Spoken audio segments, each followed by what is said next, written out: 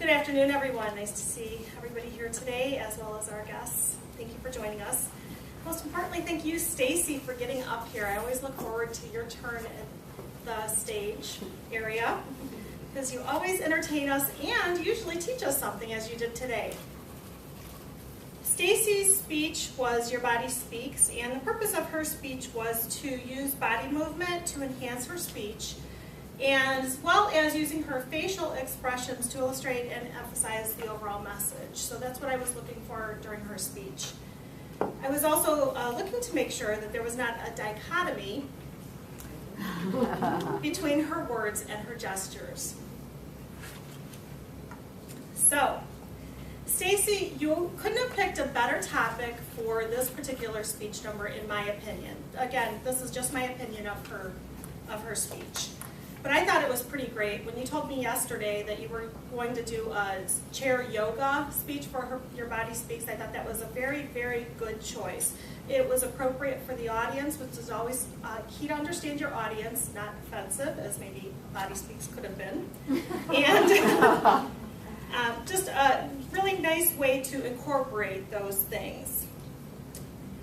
I thought that you did a very good job getting the stage set up in advance before your speech began, as well as we can do in this workplace environment. You did a nice job with that.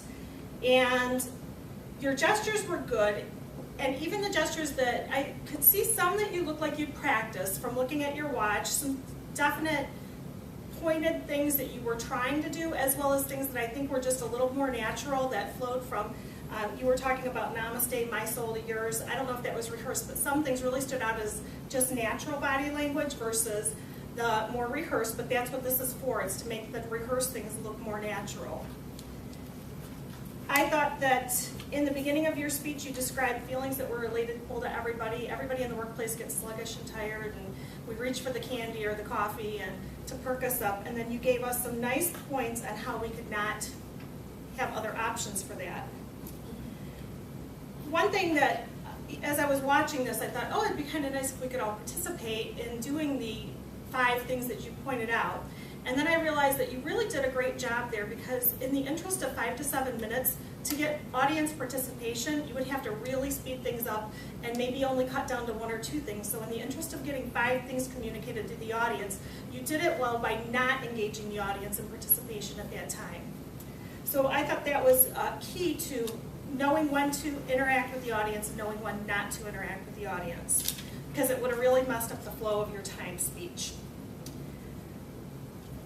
I thought that another thing was you made your demonstrations look very easy and accessible to everyone.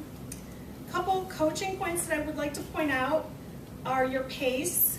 Just slow it down a little bit. I think you could really drive home your points a little bit, especially your great beginning, that you definitely had preparation and preparing, as well as you could have used the stage a little bit more. Even though there were 2 chairs there, you could have brought it out and be in front of the chairs before you started speaking, and then moved to the chairs as a separate item, instead of you stood behind them a little bit.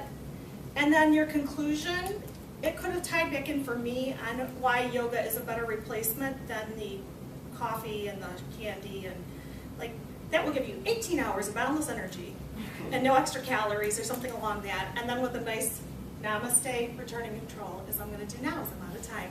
Thank you, Stacie. And namaste.